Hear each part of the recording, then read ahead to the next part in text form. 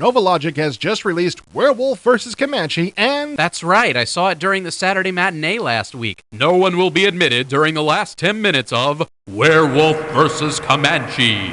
No. I know it sounds like a bad horror movie from the 60s, but Werewolf vs. Comanche is the sequel to the very popular helicopter game, Comanche. Oh yeah, that's the simulation. Well, it wasn't really a simulator. It was called a simulator, but was actually more arcade-style action than anything. Novalogic has called Werewolf vs. Comanche a simulation too.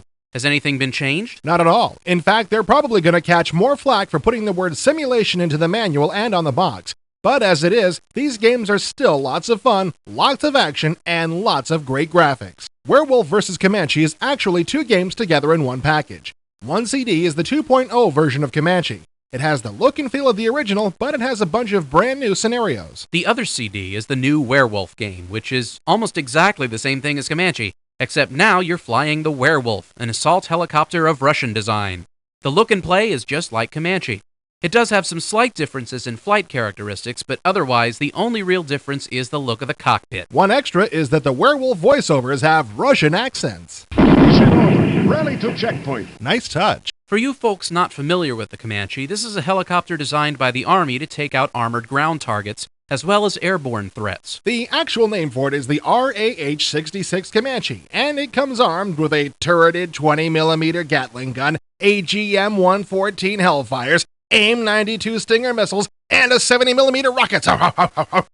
It's designed to be the most lethal helicopter in existence. Its main competition is the Ka-50 Kamoff Hokum helicopter, affectionately known as the Werewolf.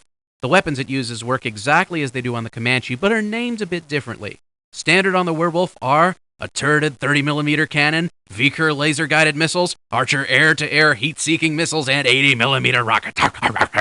Tag title and tax not included. Supplies may be limited. Some restrictions may apply. You stinking Americans with your video games on your MTV. Russian pilot also not included. Both games use the same game engine, which features Novalogic's patented and oh so cool voxel space technology. What is voxel space technology anyways? I have absolutely no idea, but it sure does make things look nice. The terrain is very realistic looking, allowing the players to get right down into the trenches or fly in between narrow mountain passes. But even though the terrain is very realistic looking, again, don't expect these games to be helicopter simulations. They act like helicopters, but they lack the complete feel to be classified as simulations. If you run into the side of a mountain, even at high speed, you'll take damage, but you won't crash. There's no counter-rotation ability if your engines are destroyed, and the basic flight dynamics aren't as strict or demanding as they are on a real chopper. So, a slap on the wrist to Novalogic for trying to pass these off as simulations, even after what they went through on the original Comanche about the same thing. But simulation or not, these games are plain fun.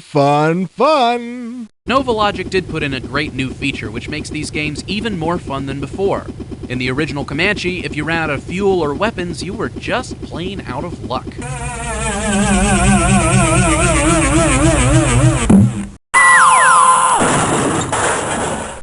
But now there are helipads which serve as refueling, rearming, and repair points for your chopper. All you have to do is land on these bases and your crew comes to your rescue.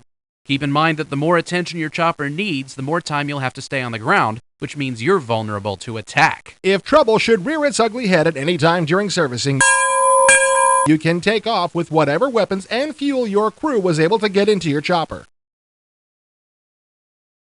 The real reason Novalogic has released these two games together is because they are now multiplayer capable. The games are fun on an individual level, but get really intense when other human players are flying around. You can play over the modem or on a network in any combination of 8 players in Werewolves and Comanches. And networking a game has never been easier. Just load up the games on a computer that's on a network, choose the multiplayer function from the menu, and that's it. The game takes care of everything else. It ran perfectly on the network, no problems whatsoever. Even we non-techies here at IE had no problems with it. The only problem I found was that there was no talk feature. You can't send messages to each other, so unless you're within speaking distance of the other player, there's no way to set up strategies or tactics. Multiplayer mode is a lot like Doom, in that if a player is killed, they are reset back at their home base, ready to go again. So while in the single-player mode, when you die, you have to restart the entire scenario. In multiplayer mode, the scenario continues until a mission goal is reached. When you play in teams, accomplishing a mission goal means taking out all of the assigned bad guys.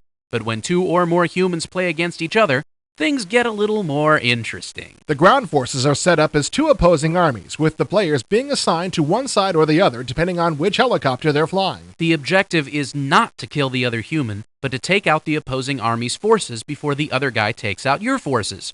Of course, when one army is destroyed, a screen comes up with how many times everyone was killed, but it isn't the main goal. If just two people are playing, team play is the most fun. But when more than two people go at it, it's definitely a lot of fun to set up against each other. That way, special team strategies can be used. So, should you buy this package if you already own Comanche?